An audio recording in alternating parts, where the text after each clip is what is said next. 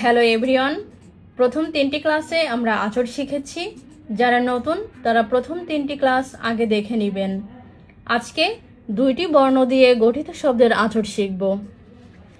তো এখানে প্রথম শব্দ রয়েছে করো। তো এটাকে আমি প্রথমে ভেঙে লিখি। ক এর জন্য আমরা কি লিখেছিলাম? ছোট চাঁদা। র এর জন্য ছোট নৌকো। তো এটাকে আমি একসঙ্গে লিখি, ক র, করো।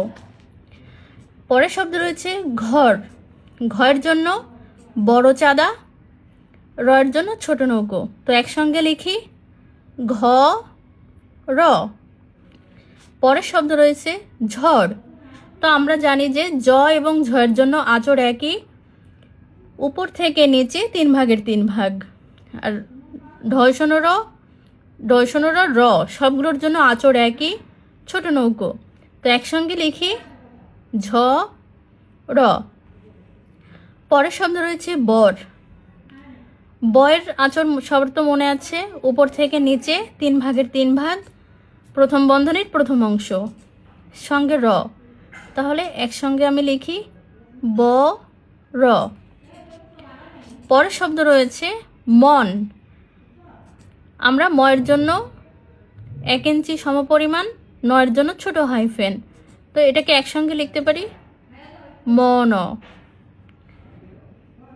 একসঙ্গে একটু বড় করে, মটা একটু বড় করে দিলেই এটা বুঝতে হবে এখানে ম এবং ন দুইটা একসঙ্গে রয়েছে। পরবর্তীতে শব্দ রয়েছে ফল। ফয়ের জন্য আমরা আঁচড় শিখেছি, প্রথম বন্ধনীর দ্বিতীয় অংশ, 3 ভাগের 2 ভাগ, লয়ের জন্য বড় নৌকো।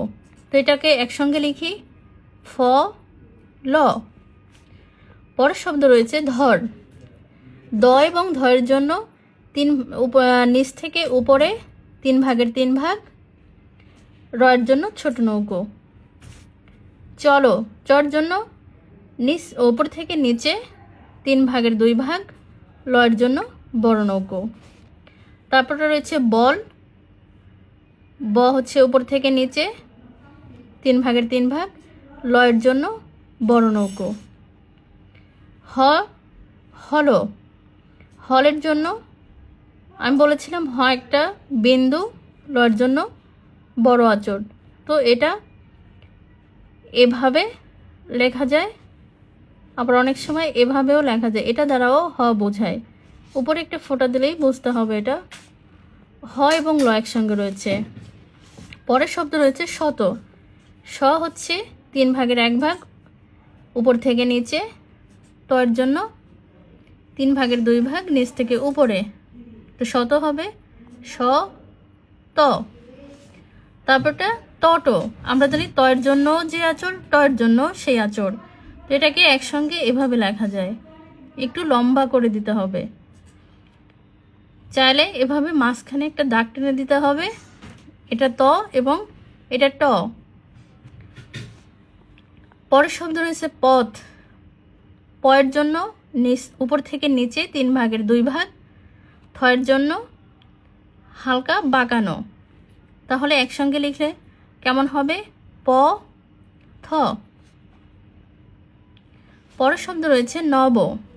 নয়ের জন্য ছোট হাইফেন, ব হচ্ছে উপর থেকে নিচে 3 ভাগের 3। কিন্তু এখানে একটা আমি এটা বলি, নব এখানে যদি আমি নিচে লিখি এটা কিন্তু একটু বেমানান লাগবে, বুঝতে অনেক সময় সমস্যা হতে পারে। এই জন্য এক্ষেত্রে নটাকে উপরে লিখতে হবে। উপরে লিখে ব এভাবে লিখতে হবে, তাহলে এটা ধরতে সুবিধা হবে। পরের শব্দ রয়েছে গত।